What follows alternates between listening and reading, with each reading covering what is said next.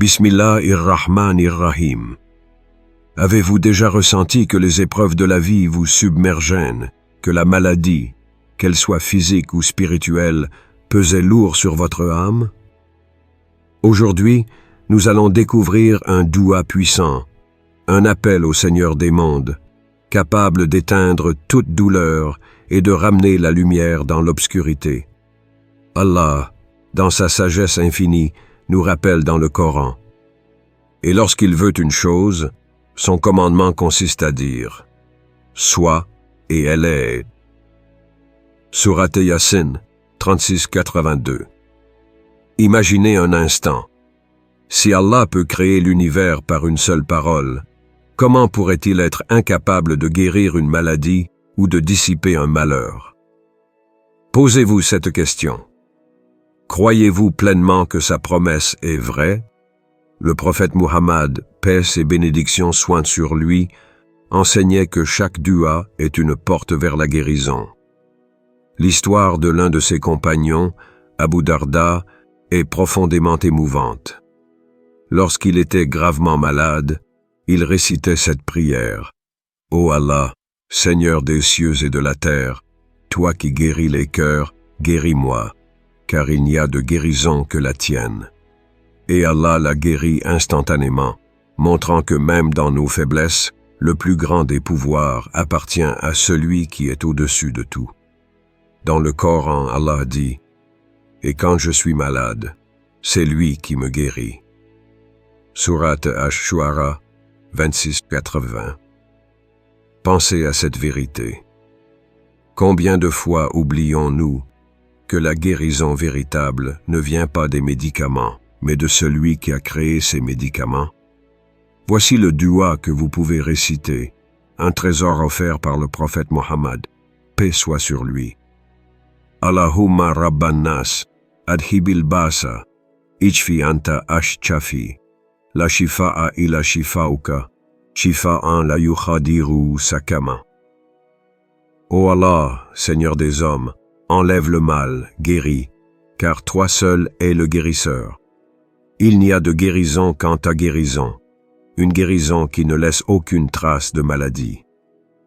Ce dua est une arme contre toutes les maladies. Il ne s'agit pas seulement de le réciter mécaniquement, mais de le ressentir profondément. Fermez les yeux, imaginez que chaque mot s'élève vers le ciel et que la réponse d'Allah descend comme une pluie de miséricorde. Et quand mes serviteurs t'interrogent sur moi, alors je suis tout proche. Je réponds à l'appel de celui qui m'invoque quand il m'invoque. Sourate Al-Baqarah 246. Posez-vous cette question. Récitez-vous vos prières avec une confiance totale en sa proximité? Ou avez-vous laissé le doute éclipser votre foi? Il est fascinant de voir que les recherches modernes reconnaissent les bienfaits psychologiques et physiques des invocations spirituelles. Lorsque vous récitez un dua, votre cœur s'apaise, votre stress diminue et votre système immunitaire se renforce. Un scientifique musulman, en étudiant les effets de la récitation du Coran sur les patients malades, a conclu « La tranquillité que ces paroles apportent crée un environnement intérieur propice à la guérison. » Mais souvenez-vous, le prophète, paix soit sur lui, nous a appris que le tawakkul, la confiance totale en Allah, est la clé. Sans elle, les mots restent vides. Allah nous assure, celui qui place sa confiance en Allah, il lui suffit. Sourate At-Talaq 65-3. Demandez-vous, suis-je prêt à confier mes peines et mes douleurs entièrement à Allah, sans réserve? Il était une fois un homme du nom de Khaled, un père de famille aimant et un serviteur d'Allah, profondément dévoué. Sa vie était simple mais remplie de gratitude, jusqu'au jour où un diagnostic bouleversa son existence. Les médecins lui annoncèrent qu'il souffrait d'une maladie incurable, une condition si rare et si agressive que même les meilleurs traitements ne pouvaient offrir qu'un mince espoir. Khaled se retrouva plongé dans un abîme de douleur et d'incertitude. Les regards compatissants de sa famille, l'atmosphère pesante des visites à l'hôpital et les murmures des médecins qui évitaient de croiser son regard, tout cela pesait lourdement sur son cœur. Mais au milieu de ce tumulte, Khaled ne perdit jamais de vue une vérité fondamentale. Rien n'était impossible pour Allah. Une nuit, alors que le reste de la maison dormait paisiblement, Khaled s'assit seul dans l'obscurité de son salon. Les larmes coulaient silencieusement sur ses joues et son cœur était rempli d'un mélange de désespoir et de foi. Il se souvint d'un verset du Coran. 10. Ô mes serviteurs qui avez commis des excès à votre propre détriment, ne désespérez pas de la miséricorde d'Allah. Surat Az-Zumar 39-53. Ces mots résonnaient en lui comme un baume sur ses blessures invisibles. Ce soir-là, Khaled décida de ne pas se laisser submerger par le poids de son diagnostic. Il se leva, fit ses ablutions et se dirigea vers son tapis de prière. Sous la lueur vacillante de la lune, il commença à prier le tahajjud, cette prière de la nuit où le monde dort, mais où les cœurs éveillés trouvent leur refuge auprès d'Allah. Entre chaque prosternation, il répétait un dua enseigné par le prophète Muhammad, paix et bénédiction soient sur lui. Ô Allah, Seigneur des cieux et de la terre, toi qui guéris les cœurs et les corps, accorde-moi ta miséricorde et guéris-moi, car toi seul détiens le pouvoir sur toutes choses. Pendant des semaines, Khaled maintint cette routine. Chaque nuit, il s'agenouillait devant Allah, implorant sa miséricorde avec une sincérité déchirante. Sa famille s'inquiétait pour lui. On lui demandait souvent « Pourquoi te fatigues-tu ainsi? Ne crois-tu pas que tu devrais te reposer ?» Mais Khaled répondait toujours avec un sourire paisible. « Reposer mon corps est inutile si mon âme ne trouve pas refuge auprès d'Allah. » Il puisait sa force dans un autre verset du Coran. « Et lorsque mes serviteurs t'interrogent sur moi, alors je suis tout proche. Je réponds à l'appel de celui qui m'invoque quand il m'invoque. » Surat Al-Baqarah 286. Chaque prosternation, chaque larme, chaque souffle qu'il prenait dans ces moments était une offrande, un acte de foi absolu. Un matin, après des mois de prière et d'invocations incessantes, Khaled se réveilla avec un sentiment qu'il n'avait pas ressenti depuis des années. Il se sentait différent. Une énergie nouvelle coulait dans ses veines, une légèreté qu'il ne pouvait expliquer. Poussé par un mélange d'émerveillement et d'incrédulité, il décida de consulter ses médecins pour un nouvel examen. Les résultats furent à la fois choquants et miraculeux. La maladie qui rongeait son corps avait complètement disparu. Les spécialistes, perplexes, examinèrent les données sous tous les angles, mais aucun ne pouvait offrir une explication scientifique. Quand on demanda à Khaled ce qui, selon lui, avait conduit à cette guérison, il répondit calmement, avec des larmes de gratitude dans les yeux. « Allah m'a dit, invoquez-moi et je vous répondrai. » Alors, je l'ai invoqué. L'histoire de Khaled n'est pas seulement une histoire de guérison, mais une leçon profonde sur l'endurance, la foi et la puissance de l'invocation. Nous vivons dans un monde où les épreuves semblent souvent insurmontables, où les diagnostics médicaux ou les obstacles émotionnels nous écrasent sous leur poids. Mais à travers l'histoire de Khaled, nous sommes rappelés à une vérité fondamentale. La miséricorde et le pouvoir d'Allah transcendent toutes les limites humaines. Et vous, chers frères et sœurs, face à vos propres épreuves, quelle sera votre réponse? Allez-vous choisir de vous éloigner du seul refuge véritable? Ou allez-vous, comme Khaled, poser votre front sur le sol, pleurer vos douleurs à Allah et lui confier vos plus grandes craintes? Pensez à un moment de votre vie où tout semblait perdu. Qu'avez-vous ressenti? Comment l'avez-vous affronté cette épreuve? Avez-vous appelé Allah ou avez-vous tenté de tout gérer seul? Posez-vous cette question. Si je crois qu'Allah peut tout, pourquoi lui cacherais-je mes peurs? Pourquoi ne l'invoquerais-je pas comme Khaled l'a fait? Laissez cette histoire inspirer votre propre parcours. Peu importe à quel point la situation semble désespérée, souvenez-vous, Allah est plus proche de vous que votre veine jugulaire. Sourate Kahf 50-16. Votre foi peut déplacer des montagnes, et vos invocations peuvent briser les chaînes de toute difficulté. Tout ce que vous avez à faire, c'est de tendre vos mains vers celui qui ne déçoit jamais. Fermez doucement les yeux.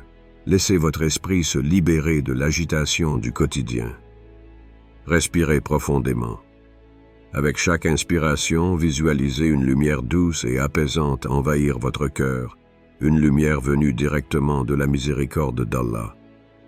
Et à chaque expiration, laissez vos peurs, vos douleurs et vos doutes s'évanouir dans l'air, comme des nuages qui se dissipent sous le soleil. Imaginez un monde parfait, où chaque douleur s'efface. Les maladies, les épreuves, les chagrins qui semblaient insurmontables. Tout cela fond comme la neige sous la chaleur d'un matin printanier. Voyez-vous marcher sur une plaine baignée par la lumière divine.